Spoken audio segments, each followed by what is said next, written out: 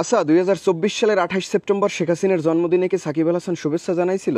না, মানে 2025 সালে শুভেচ্ছা জানানোয় যেহেতু এত আলোচনা সমালোচনা, সেহেতু আমার মনের মধ্যে একটা প্রশ্নের উদ্রেক হইল যে 2024 সালে জানাইছিল কিনা। কারণ 2024 সালের সেপ্টেম্বর মাসও নিশ্চয়ই 5ই আগস্টের পরে, সরকার পতনের পরে।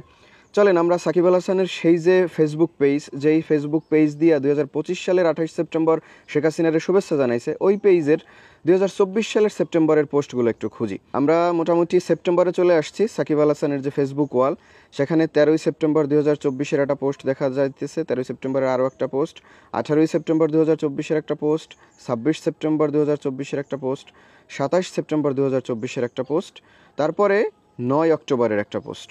তবে 9 অক্টোবর একটা পোস্ট আছে, অনেক বড় একটা লেখা।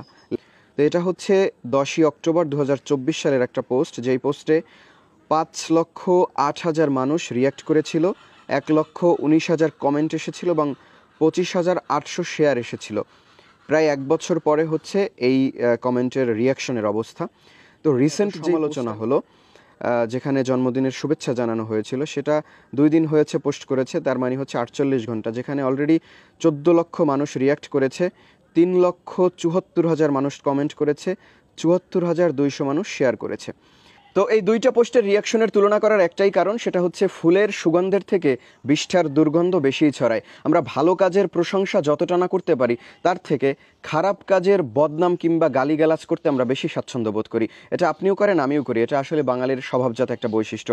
তো সাকিব আল হাসান যখন ফিরে আসতে চাইলো, ক্ষমা চাইলো, মাফ চাইলো, আমি তাকে মাফ করলাম না কিংবা ফিরে আসার একটা সুযোগ করে দিলাম না। সে এত বড় অপরাধ করে ফেলেছে যে আসলে সেটা ক্ষমার অযোগ্য, আমি ক্ষমা করলাম না। ঠিক আছে, মানুষ অপরাধী হতেই পারে, ক্ষমার অযোগ্য অপরাধ করতেই পারে, ক্ষমা আমি নাই করতে পারি। তো তাকে বাংলাদেশে শেষবারের মতো খেলতে দেওয়ার সুযোগ করে দেওয়া হলো না। তো তখন একটা ধোঁয়াশা ছিল যে নিরাপত্তাজনিত ইস্যু, হাংতাং, এই জটিলতা ওই জটিলতা। সময় এসে প্রায় 1 বছরের ব্যবধানে এসে সেটা আসিফ মাহমুদ সজীব ভুঁইয়া নিজেই ক্লিয়ার করলেন যে তিনি এখানে স্ট্যান্ডবাজি করেছেন এবং তিনি একা হচ্ছে এটার বিরুদ্ধে অবস্থান গ্রহণ করে তাকে বাংলাদেশের মাটিতে খেলতে আসতে দিতে চাননি। তো আপনারা আমার ক্রিকেট নিয়ে এত উন্মাদনা, এত আবেগ, হারলে আমরা কান্না করি, আপনারা আমার অনেক আবেগ, আমি ক্রিকেট ফ্যান হিসাবে। কিন্তু যেই মানুষটা 16-17 বছর ক্রিকেট খেলেছে, বাংলাদেশের মুখ উজ্জ্বল করেছে, বাংলাদেশের ক্রিকেটকে অনেক দূর এগিয়ে নিয়ে গেছে, যেই সাকিব আল হাসানের জন্য বাংলাদেশকে, বাংলাদেশের ক্রিকেটকে পুরো বিশ্ব দরবার চিনেছে, সেই সাকিব আল হাসানের আসলে ক্রিকেটের প্রতি কোনো আবেগ নাই, ভালোবাসা নাই, দেশপ্রীতি নাই, দেশপ্রেম নাই। দেশপ্রেম সব আপনার এবং আমার। সাকিব আল হাসান একটা কুকুরের বাচ্চা, আমি শুধু মানুষের বাচ্চা। যাই হোক, সব কথার শেষ কথা, সাকিব আল হাসান শেখ হাসিনাকে জন্মদিনের শুভেচ্ছা জানানোর দরুন সাকিব আল হাসানের প্রতি যেমন ঘৃণা, তেমনি নিজেদের প্রতি নিজেদের আফসোস যে সাকিব আল হাসানকে সেদিন যদি ক্ষমা করতাম, আবার যদি আমরা গ্রহণ করে নিতাম, তাহলে সাকিব আল হাসানকে আমাদের হারাতে হতো না, আমরা একই সাথে একই লাইনে চলতে পারতাম। আর একটা কথা নিয়ে খুব বেশি চর্চা হয়, সেটা হচ্ছে ব্যক্তি সাকিব আল হাসান নাকি ক্রিকেটার সাকিব আল হাসান। আসলে দেখেন, এখানে ব্যক্তি আর ক্রিকেটার, মানে ব্যক্তি এবং প্রফেশনকে আলাদা করার কিছু নাই। একজনকে ব্যক্তি হিসাবে ভালো হতে হবে, একজনকে ক্রিকেটার হিসাবে কিংবা প্রফেশনালিও তাকে ভালো হতে হবে। ভালো মানে ভালো, ভালোকে আসলে আলাদা করার কোনো সুযোগ নেই। একটা মানুষকে সব দিক থেকে ভালো হলেই তাকে ভালো বলা যায়। তর্কের খাতিরে ব্যক্তি সাকিব আল হাসান এবং ক্রিকেটার সাকিব আল হাসানকে যদি আলাদা করতেও চাই, তাহলেও একটা সময় ছিল যখন ব্যক্তি সাকিব আল হাসান এবং ক্রিকেটার সাকিব আল হাসান, এই দুই সাকিব আল হাসানকে আমার ভালো লাগতো।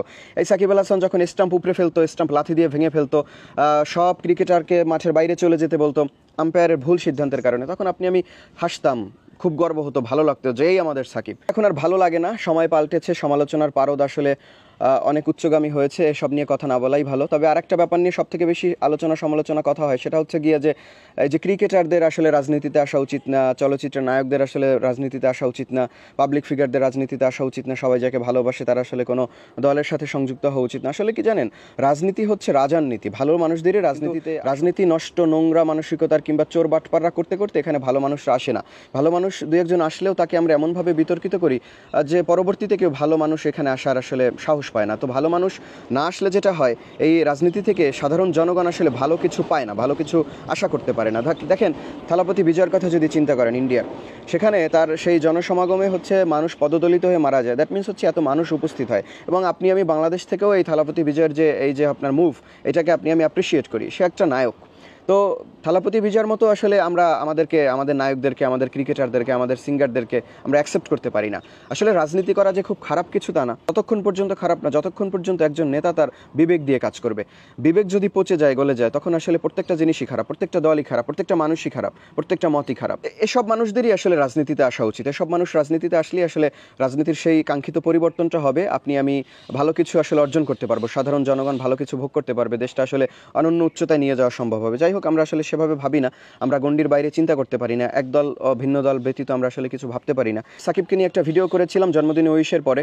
আমি আসলে ভিডিওটা মানে স্যাটায়ার করেছিলাম, অনেকেই আসলে ওটার মর্মার্থ বুঝতে ব্যর্থ হয়েছেন, অনেকে গালিগালাজ করেছেন। যাই হোক, তারপরে আমার নিজে থেকে মনে হলো যে কিছু কথা বলা উচিত। এগুলো আসলে আমার মনের গভীরে লুকিয়ে থাকা কিছু কথা।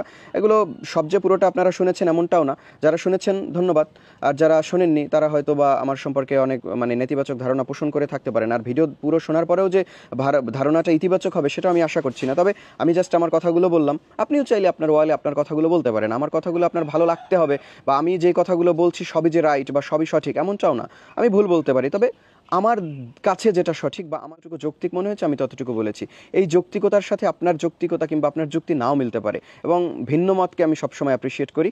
তো যারা এতক্ষণ দেখলেন ধন্যবাদ সবাই।